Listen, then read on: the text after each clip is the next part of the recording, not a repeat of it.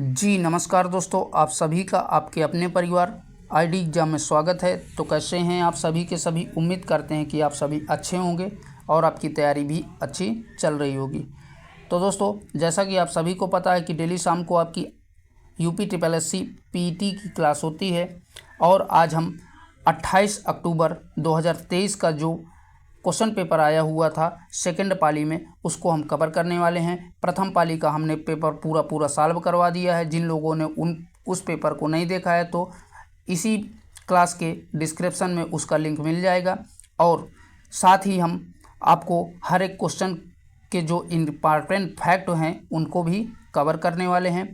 और चैनल पे नए हैं तो चैनल को सब्सक्राइब कर बेल आइकन को दबा दीजिए ताकि आगे आने वाले क्लासेस के नोटिफिकेशन आप तक पहुंचते रहें। तो चलिए दोस्तों, कंटिन्यू करते हैं आज की क्लास को। पहला क्वेश्चन कह रहा है, स्वतंत्र भारत के उत्खनन किया गया पहला हड़प्पा स्थल निम्नलिखित में से कौन सा था? लोथल था, कालीबंगा था, देसलपुर था या रोपड़ था? तो इन सभी में आपका राइट आंसर हो जाएगा रोपड़। ऑप्शन नंबर डी करेक्ट हो जाएगा। और बता दें, रोपड़ का आधुनिक नाम जो है रूपनगर के नाम से भी जाना जाता है। इसको किसके नाम से? रूपनगर के नाम से भी इसे जाना जाता है। ठीक है, आइए देख लेते हैं अगले क्वेश्चन को। अगला जो क्वेश्चन है कह रहा है कि समुद्रगुप्त की प्रसिद्ध संस्कृत में एक कविता के रूप में किस कवि द्वारा रचित थी जिसे इलाहाबाद के अशोक स्तंभ पर अंकित किया गया था? तो बताइए भैया, चारों में से राइट आंसर कौन सा बनेगा? पहला कह रहा है बाणभट्ट, दूसरा कह रहा है भारी, तीसरा कह रहा है हरिसेन और लास्ट कह रहा है भास। तो इन सभी में आपका राइट आंसर हो जाएगा समुद्र की गुप्त की प्रसिद्ध जो संस्कृत में एक कविता के रूप में है, उसकी जो है रचना हरिसेन द्वारा की गई थी। ठीक है दोस्तों, ऑप्शन नंबर सी करेक्ट हो जाएगा। और बता दें, हरिसेन जो है समुद्रगुप्त का जो है राज दरबारी कवि भी था, ये भी याद रखिएगा। आइए देख लेते हैं अगले क्वेश्चन को। क्वेश्चन कह रहा है, महावीर और उनके अनुयायियों की शिक्षाएं कई शताब्दियों तक मौखिक रूप से प्रसारित होती रही हैं। इन्हें लगभग 1500 वर्ष पहले लिखा गया था। वर्तमान में वे निम्नलिखित में से किस स्थान पर उपलब्ध हैं? पहला कह रहा है श्रावण बेलगोला कर्नाटक, दूसरा कह रहा है पटना बिहार, तीसरा कह रहा है वल्लभी गुजरात और लास्ट कह रहा है श्रावस्ती उत्तर प्रदेश। तो इन सभी का में आपका राइट आंसर बनेगा ऑप्शन नंबर सी करेक्ट हो जाएगा। वल्लभी गुजरात में जो है ये सभी अभी उपलब्ध हैं। ठीक है, आइए देख लेते हैं अगले क्वेश्चन को। अगला जो क्वेश्चन है कह रहा है कि खिज्र खान दिल्ली का शासक था, निम्नलिखित में से किस राजवंश से संबंधित है? तुगलक वंश से, लोदी वंश से, सैयद वंश से या तुर्की वंश से? तो इन सभी में आपका राइट आंसर हो जाएगा ऑप्शन नंबर सी करेक्ट हो जाएगा। सैयद वंश से खिज्र खां जो है संबंधित है। ठीक है दोस्तों, याद रखिएगा। और साथ ही बता दें, सैयद राजवंश की स्थापना खिज्र खां द्वारा जो है 1414 ईस्वी में किया गया था। कब भैया?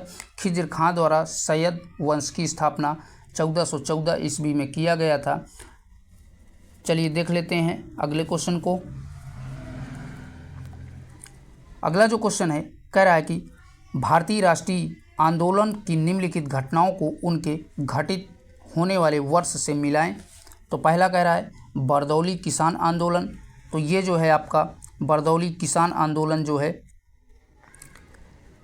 1928 में हुआ था। कब भैया? 1928। तो पहले का डी से मिलान हो जाएगा। और दूसरा कह रहा है गांधी ने नोआखली की यात्रा। तो गांधी जी ने नोआखली की यात्रा जो है 1946 में की थी, तो दूसरे का सी से।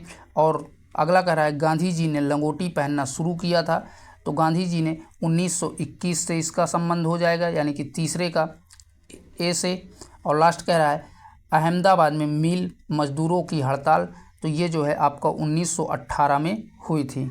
ठीक है दोस्तों, तो इस प्रकार से इसका मिलान हो जाएगा। ठीक है, चलिए बढ़ते हैं अगले क्वेश्चन की ओर। अगला जो क्वेश्चन है, कोलकाता स्थित फोर्ट विलियम कॉलेज की स्थापना वर्ष 1800 में किसके द्वारा की गई थी? तो ऑप्शंस कह रहा है जोनाथन डंकन के द्वारा, रिचर्ड वेल्जली के द्वारा, लॉर्ड विलियम बेंटिंक के द्वारा या लॉर्ड डलहौजी द्वारा। तो कोलकाता में स्थित जो है कॉलेज की स्थापना रिचर्ड वेल्लेजली के द्वारा की गई थी। तो ऑप्शन नंबर बी आपका करेक्ट हो जाएगा, रिचर्ड वेल्लेजली। आइए देख लेते हैं नेक्स्ट क्वेश्चन को।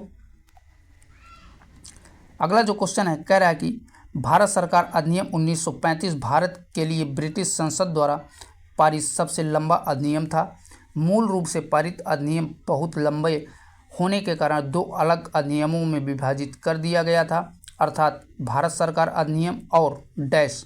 तो आपको बताना है कि भैया भारत सरकार अधिनियम जो 1935 था वो दो भागों में विभाजित कर दिया गया था। एक का नाम भारत सरकार अधिनियम था और दूसरे का क्या नाम था, तो दूसरे का जो है बर्मा सरकार अधिनियम 1935 था। तो इन सभी में आपका राइट आंसर बनेगा ऑप्शन नंबर बी, बर्मा सरकार अधिनियम 1935। ठीक है, चलिए देखते हैं अगले क्वेश्चन को। अगला जो क्वेश्चन है कह रहा है कि वर्ष 1922 में असहयोग आंदोलन को निलंबित करने के बाद गांधी जी को अहमदाबाद में गिरफ्तार कर लिया गया और कितने वर्षों के साधारण कारावास की सज़ा सुनाई गई थी। तो बताइए भैया, असहयोग आंदोलन के बाद जब गांधी जी को अहमदाबाद में गिरफ्तार कर लिया गया था तो कितने वर्ष की सज़ा सुनाई गई थी? 3 वर्ष, 5 वर्ष, 7 वर्ष या 6 वर्ष? तो गांधी जी को 6 वर्ष की सज़ा सुनाई गई थी। तो ऑप्शन नंबर डी आपका करेक्ट हो जाएगा। ठीक है दोस्तों, आइए देखते हैं अगले क्वेश्चन को। अगला क्वेश्चन है, बंगाल के विभाजन ने पूरे भारत के लोगों को क्रोधित कर दिया था और डेल्टा आंध्र में स्वदेशी आंदोलन हुआ था, जिसे निम्नलिखित में से किस नाम से जाना जाता है? तो बताइए, वंदे आंदोलन, क्रांतिकारी आंदोलन, वंदे मातरम आंदोलन या होम रूल आंदोलन? तो इन सभी में आपका राइट आंसर हो जाएगा वंदे मातरम आंदोलन के नाम से जाना जाता था। तो ऑप्शन नंबर सी आपका करेक्ट हो जाएगा। ठीक है, आइए देख लेते हैं नेक्स्ट क्वेश्चन को। अगला जो क्वेश्चन है कह रहा है कि मिट्टी के कणों और चट्टानों की दरारों के बीच का सारा स्थान पानी से भरा होता है। इस परत की ऊपरी सीमा कहलाती है। तो क्या कहलाती है? जल स्तर कहलाती है, जल संस्तर कहलाती है, जल तालिका कहलाती है या जल परत कहलाती है? तो बताइए भैया, इनमें से आपका राइट आंसर कौन सा बनेगा? तो इन सभी में आपका राइट आंसर हो जाएगा जल तालिका, अर्थात वाटर लेवल कहलाती है। तो ऑप्शन नंबर सी करेक्ट हो जाएगा। आइए देखते हैं अगले क्वेश्चन को। अगला जो क्वेश्चन है कह रहा है कि निम्नलिखित में से किसे भूरा कोयला के नाम से जाना जाता है? कोक को, लिग्नाइट को, एंथ्रेसाइट को या सब बिटुमिनियस को? तो इन सभी में आपका राइट आंसर बनेगा लिग्नाइट को जो है भूरा कोयला या ब्राउन कोयला के नाम से जाना जाता है। ठीक है, तो ऑप्शन नंबर बी आपका करेक्ट हो जाएगा। और बता दें, यह एक प्रकार का नरम भूरे रंग का दहनशील जो है चट्टान है। ठीक है, तो याद रखिएगा कैसी भैया, दहनशील चट्टान है। आइए देख लेते हैं अगले क्वेश्चन को।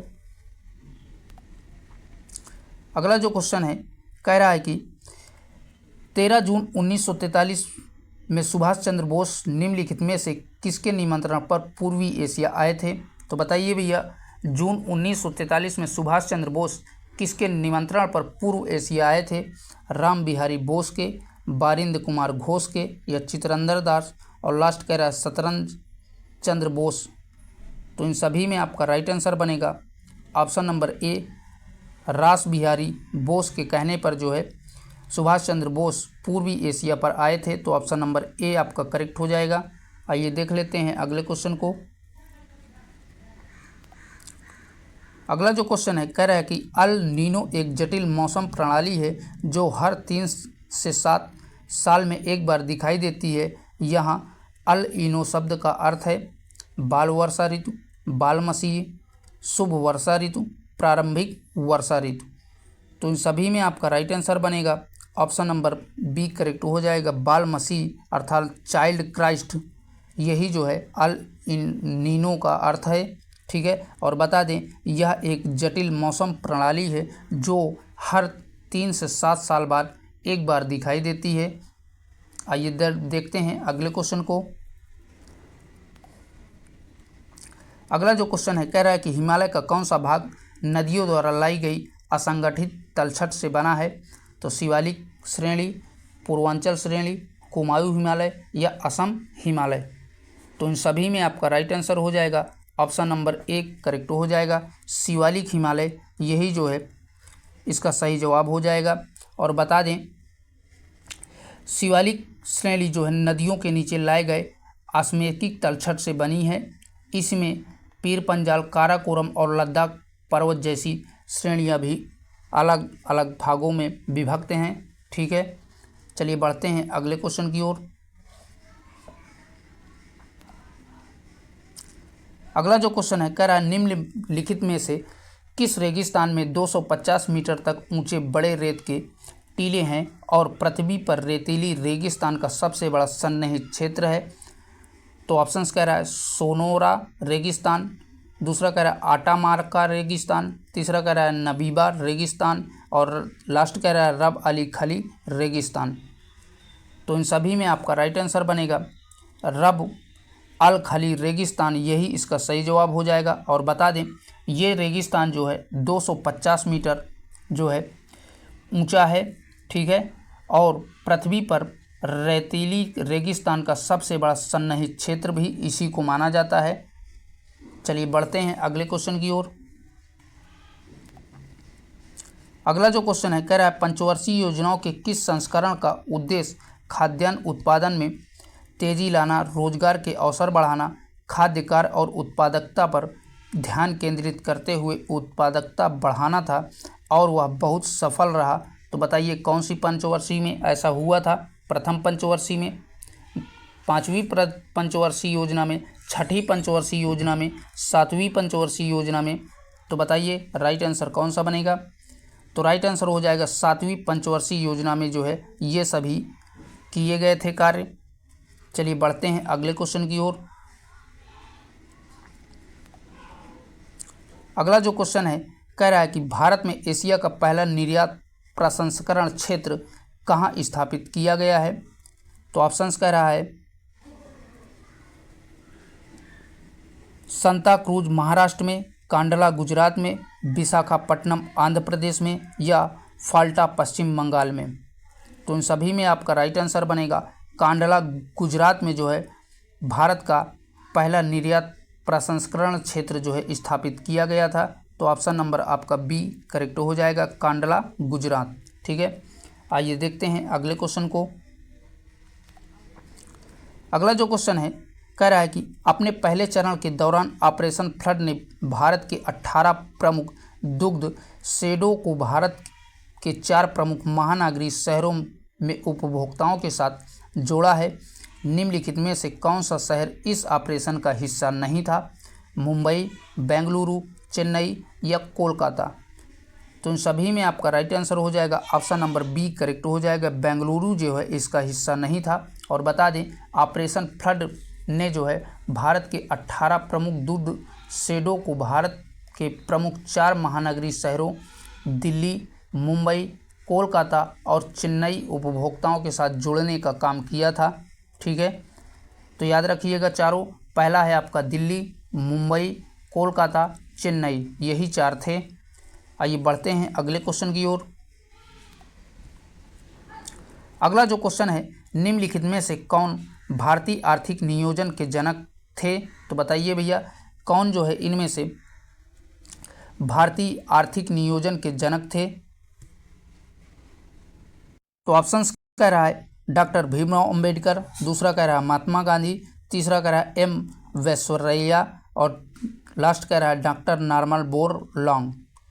तो इन सभी में आपका राइट आंसर हो जाएगा एम विश्वेश्वरैया, यही जो है इसका सही जवाब हो जाएगा। ठीक है, ऑप्शन नंबर सी करेक्ट हो जाएगा।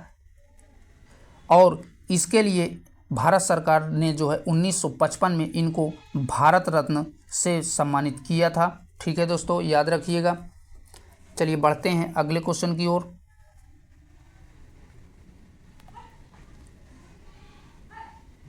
क्वेश्चन कह रहा है स्वतंत्र भारत के प्रथम मुख्य चुनाव आयुक्त कौन थे? तो बताइए भैया इन चारों में से राइट आंसर कौन सा बनेगा? पहला कह रहा है आर के त्रिवेदी, दूसरा कह रहा है सुकुमार सेन और तीसरा कह रहा है डॉक्टर MS गिल और लास्ट कह रहा है T स्वामीनाथन। तो इन सभी में आपका राइट आंसर हो जाएगा ऑप्शन नंबर बी करेक्ट हो जाएगा, सुकुमार सेन, यही जो है इनका सही जवाब हो जाएगा। ठीक है, और वर्ष 1952 में कब भैया 1952 का चुनाव इन्हीं की देखरेख में संपन्न हुआ था। ठीक है, सुकुमार सेन के कभी कभी पूछ लेता है कि 1952 का जो है चुनाव किसकी देखरेख में संपन्न हुआ था, तो इन्हीं सुकुमार सेन के जो है देखरेख में संपन्न हुआ था। आइए देख लेते हैं अगले क्वेश्चन को।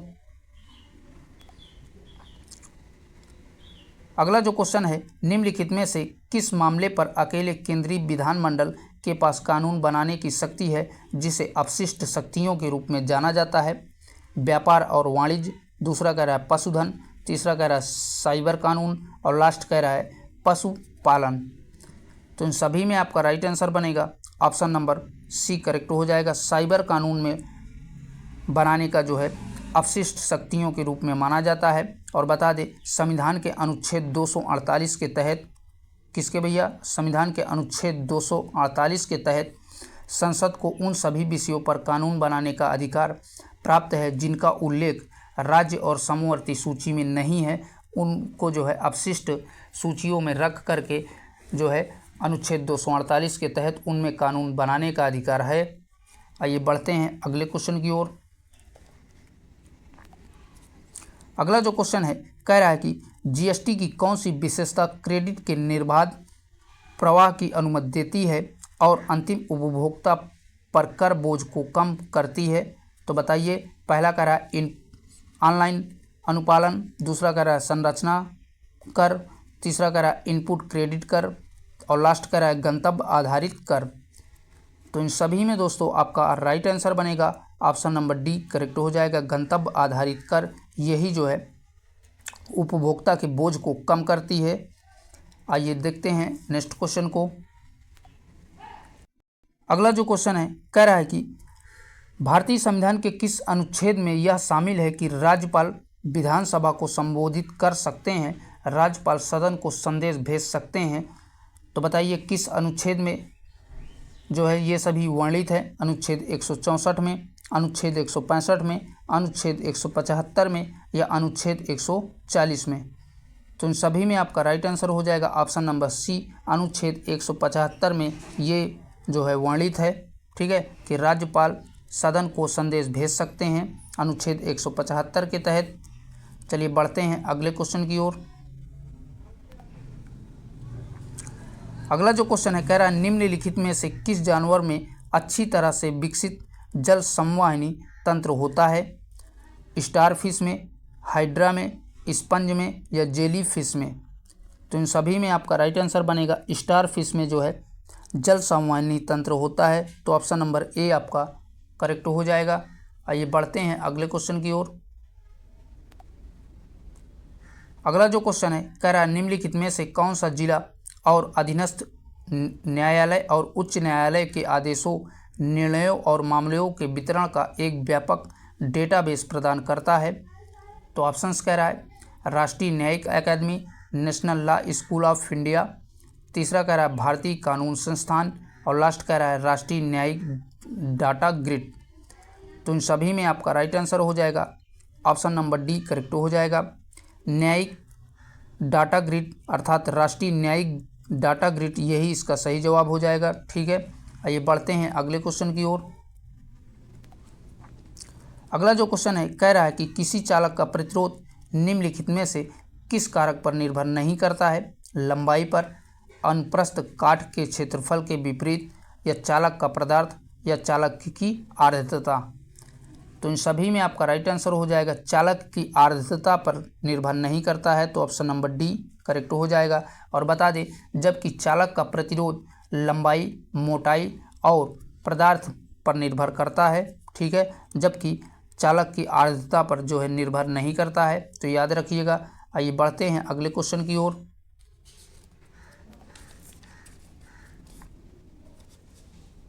अगला जो क्वेश्चन है कह रहा है कि कच्चे आमों में निम्नलिखित में से कौन सा अम्ल पाया जाता है? तो बताइए भैया कच्चे आमों में कौन सा अम्ल पाया जाता है? बेंजोइक एसिड, फार्मिक अम्ल, टार्टेरिक अम्ल या एसिटिक अम्ल? तो इन सभी में आपका राइट आंसर हो जाएगा कच्चे आमों में टार्टेरिक अम्ल पाया जाता है। ठीक है दोस्तों, ऑप्शन नंबर सी आपका करेक्ट हो जाएगा।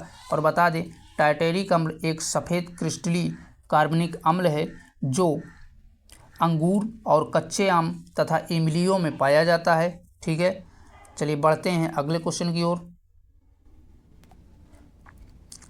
अगला जो क्वेश्चन है कह रहा है कि निम्नलिखित में से किस उपकरण का उपयोग भूमिगत जल दबाव को मापने और जल गुणवत्ता परीक्षण के लिए पानी का नमूना लेने के लिए किया जाता है?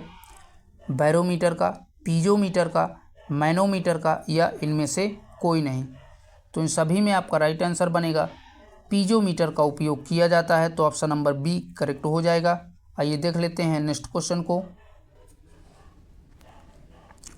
अगला जो क्वेश्चन है, अब यहाँ से हिंदी के क्वेश्चन हैं आपके 7-8 क्वेश्चन जो आए थे। क्वेश्चन कह रहा है निम्न में से किस विकल्प में सभी शब्द तड़ंगिनी शब्द के पर्यायवाची हैं? तो बताइए भैया, तड़ंगनी शब्द के पर्यायवाची कौन से हैं? तो राइट आंसर हो जाएगा ऑप्शन नंबर सी करेक्ट हो जाएगा। सरिता, तटनी, निगम्मा, यही जो है तरणी शब्द के जो है पर्यायवाची हैं। और बता दें, तरणी जो है नदी का पर्यायवाची होता है। ठीक है, तो याद रखिएगा ये सभी के सभी नदी की पर्यायवाची हैं। आइए बढ़ते हैं अगले क्वेश्चन की ओर। नेक्स्ट कह रहा है हाथ न सूझना मुहावरे का अर्थ क्या है? भौचक्र रह जाना, कुछ काम ना सूझना, बहुत घना अंधेरा होना या असमंजस में पड़ना? तो इन सभी में आपका राइट आंसर हो जाएगा बहुत घना अंधेरा होना। यही हाथ न सूझना का अर्थ होता है। ठीक है, मुहावरे का अर्थ। तो ऑप्शन नंबर सी आपका राइट हो जाएगा। आइए देख लेते हैं अगले क्वेश्चन को। क्वेश्चन कह रहा है पितृ प्लस इच्छा के योग से कौन सा शब्द बनेगा?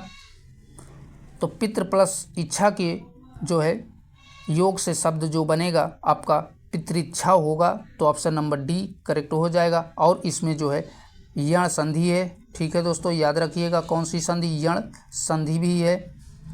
ये यण संधि का उदाहरण है। आइए देख लेते हैं अगले क्वेश्चन को।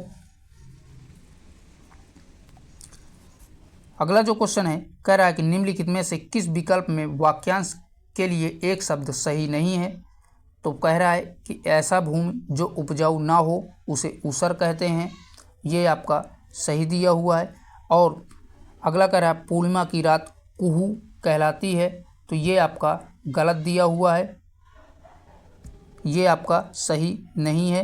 तो यही इस प्रश्न का आंसर हो जाएगा। ऑप्शन नंबर बी करेक्ट हो जाएगा। ठीक है दोस्तों, आइए बढ़ते हैं अगले क्वेश्चन की ओर। क्वेश्चन कह रहा है निम्नलिखित में से रचनाकार और उनकी रचना के अनुसार कौन सा युग्म गलत है? तो पहला कह रहा है मुंशी प्रेमचंद गोदाम, ये आपका जो है सही दिया हुआ है। ठीक है। दूसरा कह रहा है जयशंकर प्रसाद लोकायतायन, ये आपका गलत दिया हुआ है। और लास्ट कह रहा है रामधारी सिंह दिनकर उर्वशी, ये भी सही है। और बाणभट्ट कादम्बरी, ये भी सही है। जबकि जयशंकर प्रसाद लोकायतायन के जो है रचयिता नहीं है। लोकायतायन के रचयिता जो है सुमित्रा नंदन पंत हैं। ठीक है, कौन भैया? सुमित्रा नंदन पंत लोकायतायन के हैं। तो यही इसका जो है ऑप्शन नंबर बी करेक्ट हो जाएगा आंसर। यही जो है युग्म गलत दिया हुआ है। आइए बढ़ते हैं अगले क्वेश्चन की ओर।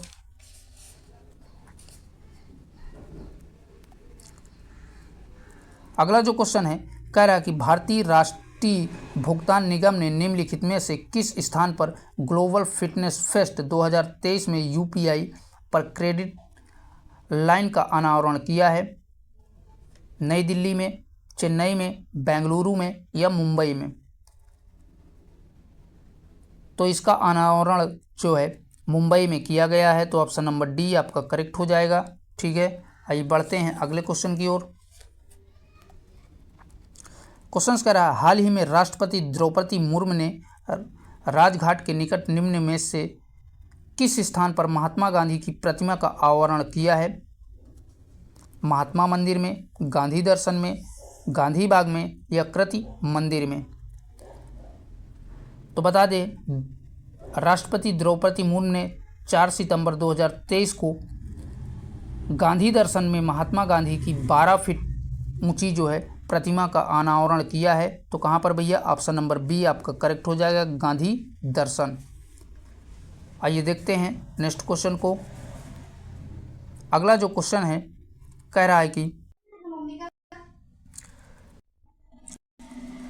क्वेश्चन कह रहा है हाल ही में अखिल भारतीय शिक्षा समागमन का आयोजन भारत सरकार के निम्नलिखित में से किस मंत्रालय द्वारा किया गया था? शिक्षा मंत्रालय और कौशल विकास और उद्यमिता मंत्रालय, दूसरा कह रहा है गृह मंत्रालय, तीसरा कह रहा है कारपोरेट कार्य मंत्रालय और लास्ट कह रहा है संस्कृति मंत्रालय। तो इन सभी में आपका राइट आंसर हो जाएगा शिक्षा मंत्रालय और कौशल विकास उद्यमिता मंत्रालय द्वारा जो है इसकी शुरुआत की गई थी। और बता दें 29 जुलाई 2023 को प्रधानमंत्री नरेंद्र मोदी ने नई दिल्ली में शिक्षा मंत्रालय और कौशल विकास और उद्यमिता मंत्रालय द्वारा संयुक्त रूप से आयोजित भारत मंडपम में अखिल भारतीय शिक्षा समागमन का उद्घाटन किया था। ठीक है, तो ये भी पूछ सकता है कि इसका उद्घाटन किसके द्वारा किया गया था? तो याद रखिएगा पीएम नरेंद्र मोदी जी द्वारा इसका उद्घाटन किया गया था। आइए बढ़ते हैं अगले क्वेश्चन की ओर। अगला जो क्वेश्चन है कह रहा है कि निम्नलिखित में से किसे हाल ही में ललितपुर नेपाल में आयोजित काठमांडू कलिंग साहित्य महोत्सव में यशस्वी सम्मान से प्राप्त हुआ है? तो बताइए इन चारों में से यशस्वी सम्मान किसे प्राप्त हुआ है? पुष्प कमल दलहन को, NP साउद को, मनोज वाजपेयी को या डॉक्टर माधव प्रसाद को? तो इन सभी में आपका राइट आंसर हो जाएगा option number D, doctor Madhav Prasad को जो है ये यशस्वी सम्मान से सम्मानित किया गया है। तो ऑप्शन नंबर डी आपका करेक्ट हो जाएगा। आइए देख लेते हैं अगले क्वेश्चन को। अगला जो क्वेश्चन है कह रहा है कि निम्नलिखित में से किसने हाल ही में जनता को वास्तविक समय में बाढ़ का पूर्वानुमान प्रदान करने के लिए एक mobile application flood watch launch की है? तो अमित शाह द्वारा, भूपेंद्र यादव द्वारा, जी किशन रेड्डी द्वारा या कुशविंदर ओवरा द्वारा? तो इन सभी में आपका राइट आंसर हो जाएगा कुशविंदर ओहारा द्वारा जो है ये एप्लीकेशन लॉन्च किया गया है। तो ऑप्शन नंबर डी आपका करेक्ट हो जाएगा। ठीक है दोस्तों, आइए पढ़ते हैं अगले क्वेश्चन की ओर। अगला जो क्वेश्चन है कह रहा है कि निम्नलिखित में से किस संगठन ने हाल ही में एकलव्य एक अनुसंधान संबंध कार्यक्रम लॉन्च किया है? भारतीय प्रौद्योगिकी संस्थान दिल्ली ने, नेशनल लॉ यूनिवर्सिटी दिल्ली ने या भारतीय विज्ञान संस्थान अहमदाबाद ने या इनमें से कोई नहीं? तो इन सभी में आपका राइट आंसर बनेगा ऑप्शन नंबर बी करेक्ट हो जाएगा। नेशनल लॉ यूनिवर्सिटी दिल्ली के द्वारा जो है ये कार्यक्रम लॉन्च किया गया था। तो ऑप्शन नंबर बी आपका करेक्ट हो जाएगा। ठीक है दोस्तों, आइए बढ़ते हैं अगले क्वेश्चन की ओर। अगला जो क्वेश्चन है कह रहा है कि हाल ही में सीमा सड़क संगठन ने पूर्वी लद्दाख के करीब दुनिया की सबसे ऊंची मोटर वाहन चलने योग्य सड़क का निर्माण शुरू किया है। निम्नलिखित में से वर्तमान में विश्व की सबसे ऊंची मोटर वाहन चलने योग्य सड़क कौन सी है? तो पहला कह रहा है उस्मिलिंगा दर्रा, दूसरा कह रहा है लिकारू मुंगाला रोड, तीसरा कह रहा है मानार दर्रा और लास्ट कह रहा है उपर्युक्त में से कोई नहीं। तो इन सभी में आपका राइट आंसर बनेगा जो लद्दाख में सबसे ऊंची जो है दुनिया की सड़क बनी है वो उस्मिलिंगा दर्रा में बनी है। तो ऑप्शन नंबर ए आपका करेक्ट हो जाएगा। ठीक है, आइए देख लेते हैं नेक्स्ट क्वेश्चन को। क्वेश्चन कह रहा है उस दिन का नाम बताएं जो भारत में स्कूलों, कॉलेजों और छात्रों के बीच बचत की आदत को बढ़ावा देने के लिए हर साल 15 सितंबर को मनाया जाता है। तो बताइए भैया 15 सितंबर को कौन सा दिवस मनाया जाता है? किफ़ायती दिवस, संलग्न दिवस, संग्रहण दिवस या संचयिका दिवस? तो इन सभी में आपका राइट आंसर हो जाएगा संचयिका दिवस जो है 15 सितंबर को मनाया जाता है। तो ऑप्शन नंबर डी आपका करेक्ट हो जाएगा। आइए देखते हैं अगले क्वेश्चन को।